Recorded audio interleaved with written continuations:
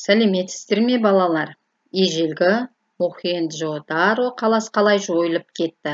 Бұл біздің бүгінгі тақырыбымыз. Бұл сабақта біз нені білеміз? Үндістанның ежелгі өркениетін зерттейміз. Тарихи деректердің мазмұнын түсінеміз. Мохенджо-Даро қаласының жойылып кету себептерін анықтаймыз.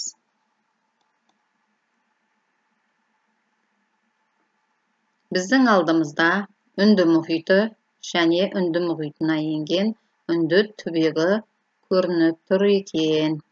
Енді мына жақта қарасақ, Мохенджо-Даро қаласының орнын көрсетіп тұр. Біздің алдымыздағы уақыт сызығы. Мына жерде уақыт сызығында біздің заманымызға дейінгі уақыт көрсетіп тұр. Бірінші мыңжылдық, екінші, үшінші, төртінші және бесінші мыңжылдыққа дейінгі уақытты көрсетеді. Енді біздің заманымызға дейін үшінші мыңжылдықтың ортасында Үнді өзені аңғарында Үнді өркениеті қалыптасты дейді. Біз уақыт сызығынан сол жерді тауып алайық. Үнемі көз алдымызда сақтаймыз. Біздің заманымызға дейін үшінші мыңжылдықта Үнді өркениеті қалыптасқан дегенді. Енді Үндістан түбегі Азияның оңтүстігінде орналасқан. Азияның оңтүстік аумағында. Осы Үндістан жерінде екі ірі өзен бар екен. Үнді мен Ганга өзені.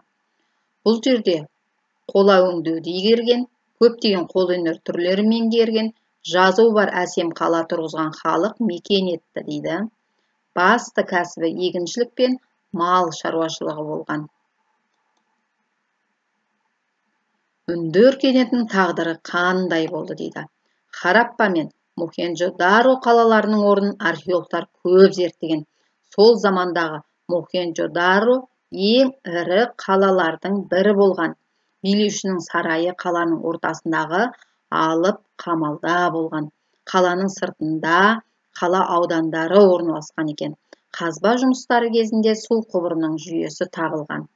Ғалымдар қаланың орнынан тұрмыстық заттар, еңбек құралдары, әшекей бұйымдар тапқан. Біздің заманымызға дейін 18 ғасырдың соңы Үнді қалалары құлдырауға ұшырады дейді. Бұл жерде Мохенджо-Даро қаласының қалпына келтіру археологтар ұзақ зерттеді. Қаланың орнын қазба жұмыстарын жүргізіп қалпына келтірді. Және де мынау бұрынғы қаланы көрсеткен суреттерді мұқият қарап шығайық. Үндістандағы арилік тайпалар. Біздің заманымызға дейін екінші мыңжылдықтың екінші жартысында солтүстік батыстан Үндістан аумағына ари тайпалары басып кіреді. Арилердің келуі мен орнығуы ведалық кезең деп аталған. Ведалық кезең. Сол кезде санскрит тілінде қасиетті кітаптар ведалар құрастырылды дейді. Енді осы жердегі термин сөздерді дәптерімізге түртіп жазып қоямыз.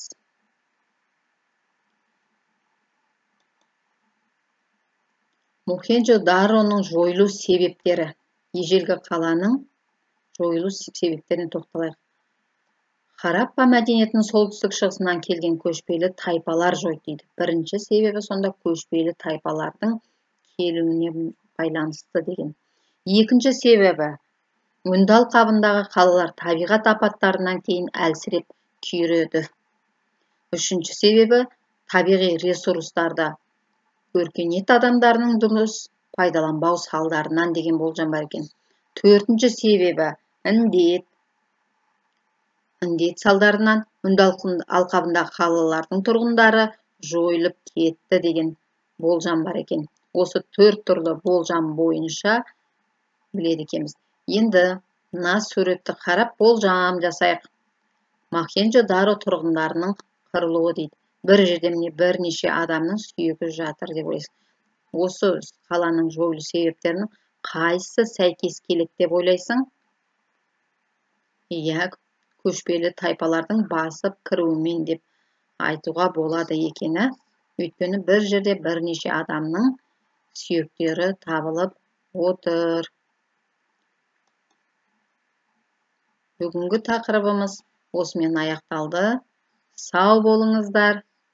Сіздерге пайдалы білім тілеймін.